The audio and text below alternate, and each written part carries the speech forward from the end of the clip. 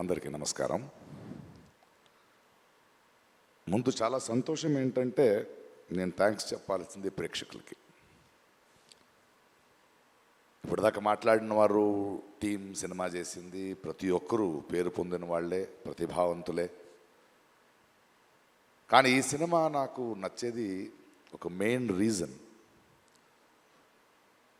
శివ చెప్పిన ఐడియా, దాన్ని నమ్మిన తారక్.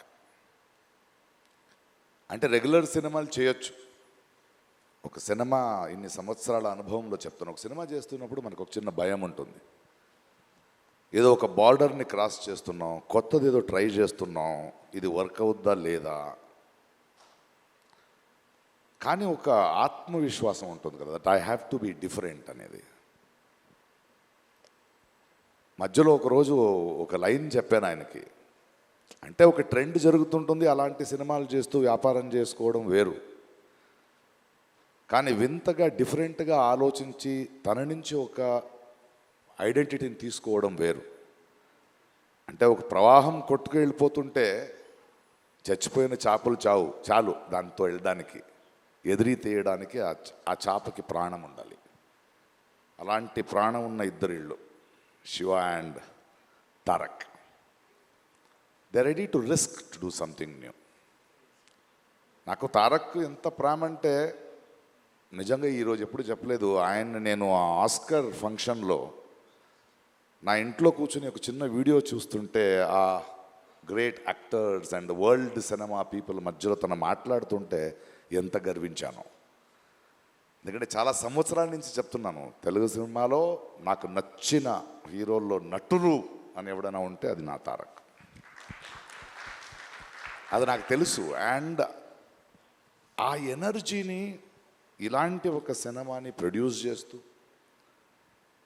శివతో నించొని ఈ కథను డిఫరెంట్గా చేస్తున్నావు నేను ఉంటాను అంటే ప్రతిరోజు ప్రతి సీన్లో ప్రతి ఎలిమెంట్లో ఒక డైరెక్ట్గా అండగా నించునే ఒక యాక్టర్ ఉన్నాడు కదా.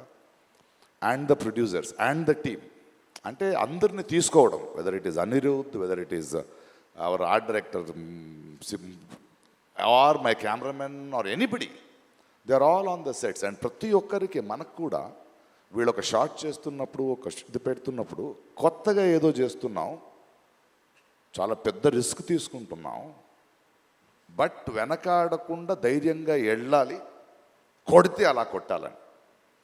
సో సినిమా రిలీజ్ అయ్యే రోజు వరకు నాకు లోపల గుండెలా ఉంది. ప్రతిరోజు డబ్బింగ్ చెప్పేటప్పుడు కూడా అది వేరే భాషలో వెళ్తుంటే నేనే వెళ్ళి కూర్చున్నా, ఆ రైటర్స్ని పిలిపించుకుని. లేదు, ఎందుకంటే నాకు భాష తెలుసు, నేను డబ్బింగ్ చెప్పగలను అనేది కాదు, ఈ టీంలో ఉన్న నిజాయితీ నాలాంటి వాడిని ఎలా మారుస్తుందంటే ఈ భావాన్ని ఇంకో భాషలో మిస్ అవ్వకూడదు.